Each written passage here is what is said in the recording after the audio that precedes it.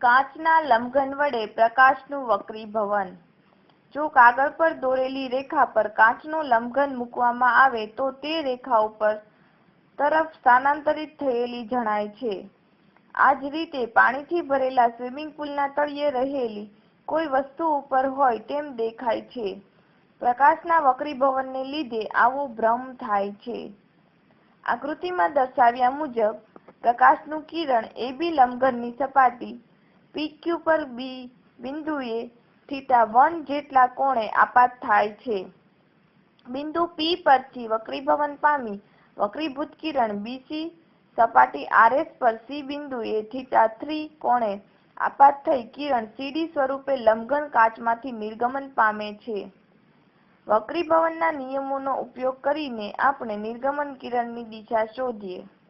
અહીં હવાના માધ્યમ માટે સપાટી PQ આગળ N1 = 1 માટે સ્નેલના નિયમ પ્રમાણે N1 sin θ1 N2 sin θ2. તેથી sin θ1 N2 sin θ2.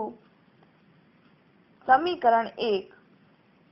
આ જ પ્રમાણે PQ ને સમાંતર સપાટી RS માટે N2 sin θ3 N3 sin θ4. તેથી N2 sin θ3 sin θ4. તેથી N2 sin θ2 sin θ4. સમીકરણ 2.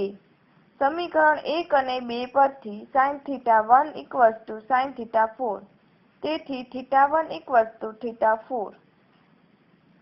આકૃતિ અને સમીકરણ 3 પરથી સ્પષ્ટ છે કે નિર્ગમન કિરણ CD આપાત કિરણ AB ની દિશામાં જ ગતિ કરે છે, પરંતુ CE જેટલા લંબ અંતરે સ્થાનાંતરિત થાય છે.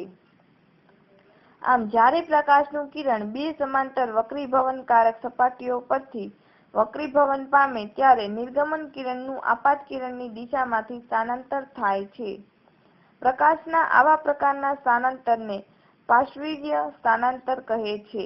આ પ્રકારના સ્થાનાંતરનું પ્રમાણ બે સમાંતર વક્રીભવનકારક સપાટીઓ વચ્ચેના લંબ અંતર તેમજ આપાત કોણ અને માધ્યમના વક્રીભવનાંક પર પણ આધાર રાખે છે.